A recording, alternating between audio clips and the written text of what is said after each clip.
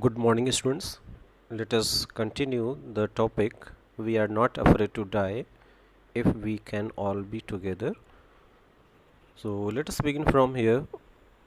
By morning on January 3rd, the pumps had the water level sufficiently under control for us to take 2 hours rest in rotation, but we still had a tremendous leak somewhere below the waterline, and on checking I found that nearly all the boat's main rib frames were smashed down to the keel.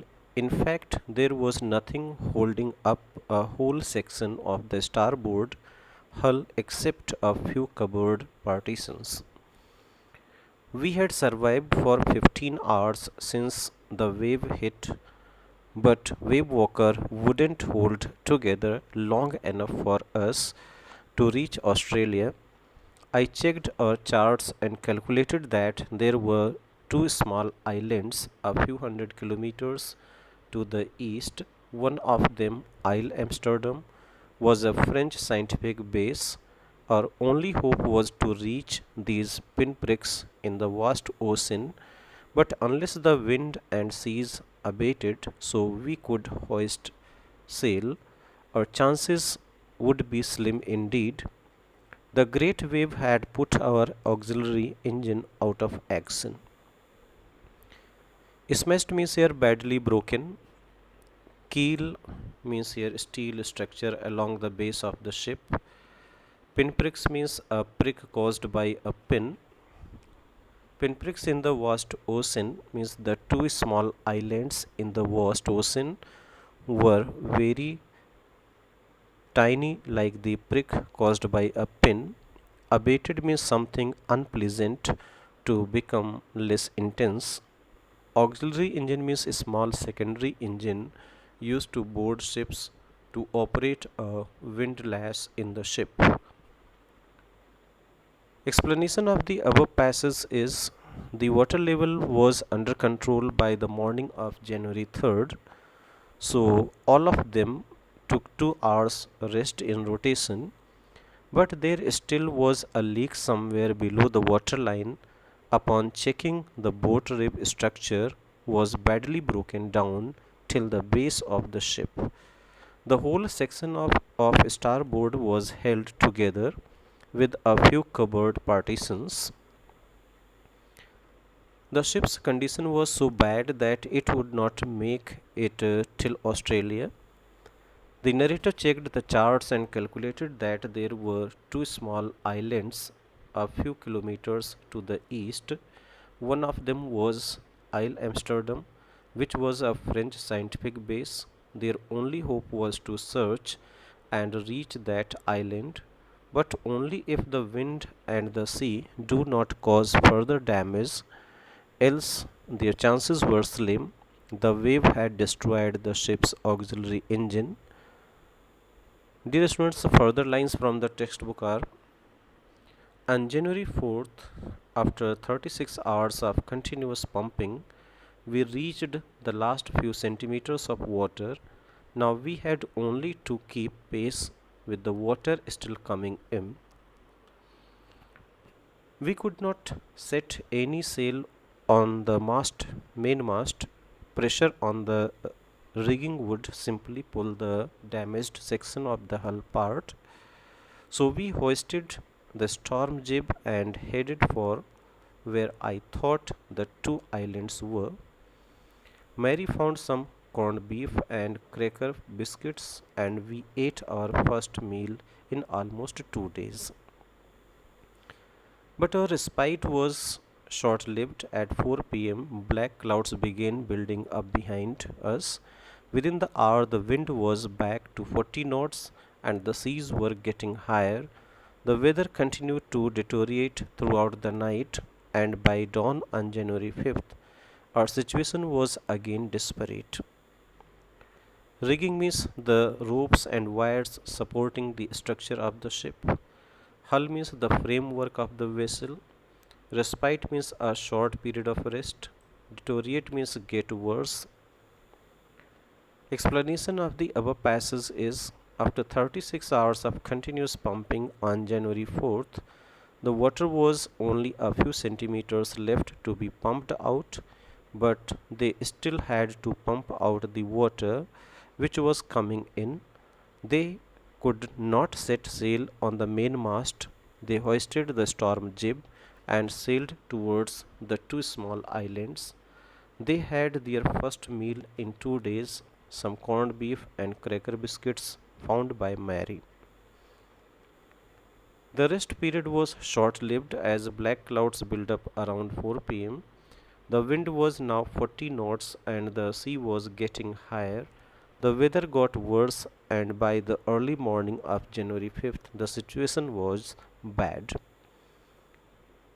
Further lines from the textbook are: when I went into the inn to comfort the children, John asked, "Daddy, are we going to die?"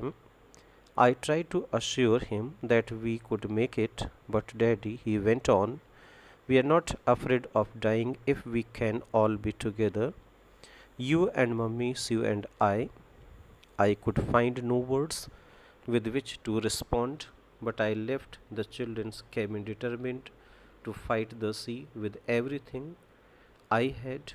To protect the weakened starboard side, I decided to heave to, with the undamaged port hull facing the oncoming waves, using an improvised sea anchor of heavy nylon rope and two 22-liter plastic barrels of paraffin.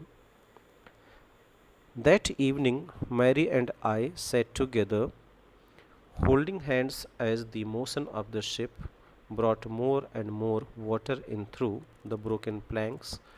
We both felt the end was very near. Meaning is here, heave means to raise or lift with effort. Paraffin means colorless flammable oil liquid. Explanation of the above passage is: when the narrator went to comfort his children, his son asked him whether they were going to die. He tried to assure him that they would make it. His son replied that they were not afraid to die till they all were together. This filled the narrator with a determination to fight back. He made efforts to protect the weakened starboard side. He used an improvised sea anchor made of heavy nylon rope and two 22-liter plastic barrels of kerosene. That same evening, the narrator and his wife sat holding hands, and they believed that their end was near. But Waywalker rode out the storm, and by the morning of January 6, with the wind easing, I tried to get a reading on the sextant back in the chart room. I worked on wind speeds, changes of course, drift and current in an effort to calculate our position. The best I could determine was that we were somewhere in 1,50,000 kilometers of ocean looking for a 65-kilometer wide island. While I was thinking, Sue, moving painfully, joined me. The left side of her head was now very swollen, and her blackened eyes narrowed to slits. She gave me a card she had made. On the front, she had drawn caricatures of Mary and me with the words, "Here are some funny people. Did they make you laugh?" I laughed a lot as well. Inside was a message, "Oh, how I love you both." So, this card is to say thank you and let us hope for the best. Somehow we had to make it.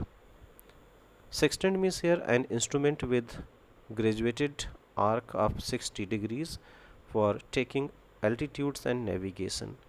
Caricatures means picture of a person or cartoon.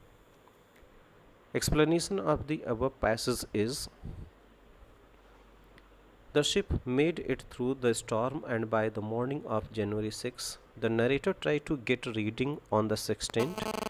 He worked with wind speeds, drift and current and calculated their position. They were in 1,50,000 kilometers area of ocean, looking for a 65-kilometer wide island. While the narrator was still thinking, his daughter Sue joined him and she was in pain.